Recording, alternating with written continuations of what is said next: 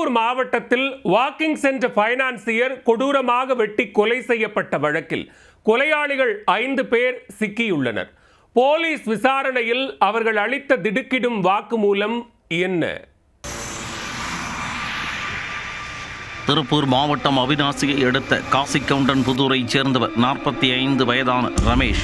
மனைவி மற்றும் 2 மகள்களுடன் வசித்து வந்த இவர் வீட்டில் இருந்தபடியே கார் கன்சல்டிங் மற்றும் ஃபைனான்ஸ் தொழில் செய்து வந்தார்.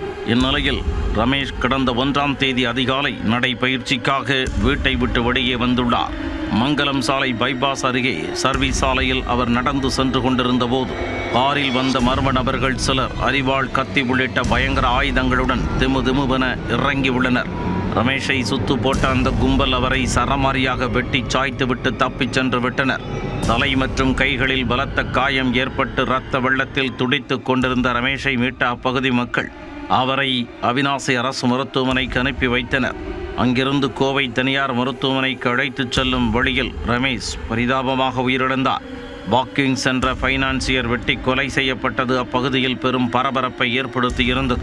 சம்பவ இடத்தில் அரிவாளை கைப்பற்றிய போலீசார் கொலையாளிகள் யார், கொலைக்கான காரணம் என்ன என்பது குறித்து விசாரணையில் இறங்கினர். தீவிர தேடுதல் வேட்டைக்கு பின் கோபாலகிருஷ்ணன், அஜித், சிம்பு, சரண் மற்றும் ஜெயபிரகாஷ் ஆகிய 5 பேரை அதிரடியாக கைது செய்தனர். கொலைக்கு பயன்படுத்திய 2 கார்கள், வீச்சரிவாள் மற்றும் கத்தி ஆகியவற்றையும் பறிமுதல் செய்தனர். பிடிபட்டவர்களிடம் விசாரணை நடத்திய போது கொலைக்கான திடுக்கிடும் காரணம் தெரிய வந்தது. ரமேஷுடன் ஃபைனான்ஸ் வரவு செலவில் தொடர்பில் இருந்த ஒருவர் ரமேஷிடம் பெரிய தொகை ஒன்றை கடனாக கேட்டுள்ளார்.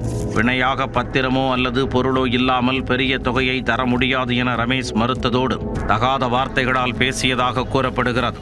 இதையடுத்து ஆத்திரமடைந்த அந்த நபர் ரமேஷை தீர்த்து கட்ட முடிவெடுத்து தனது நண்பருடன் சேர்ந்து திட்டம் தீட்டியுள்ளார். இவர்கள் இருவரும் சேர்ந்து 5 பேரை கூலிக்கு அமர்த்தி ரமேஷை வெட்டி கொன்றது விசாரணையில் அம்பலமானது. குற்றவாளிகளின் செல்போன் அழைப்புகள் மற்றும் CCTV காட்சிகள் உதவியுடன் போலீசார் நடத்திய தேடுதல் வேட்டையில் 5 பேரும் தற்போது சிக்கியுள்ளனர். கொலைக்கு திட்டம் போட்டு கொடுத்த முதல் மற்றும் 2ஆம் குற்றவாளிகளை போலீசார் தீவிரமாக தேடி வருகின்றனர். இந்த கொலை திட்டத்தில் மேலும் சிலர் தொடர்பில் இருக்கக்கூடும் என்ற சந்தேகத்தின் பேரிலும் விசாரணையை முடுக்கிவிட்டுள்ளனர். கடன் கேட்டு கொடுக்காததால் ஃபைனான்சியரை திட்டம் போட்டு கொடூரமாக கொலை செய்த சம்பவம் அப்பகுதியில் பெரும் பதற்றத்தை ஏற்படுத்தியுள்ளது.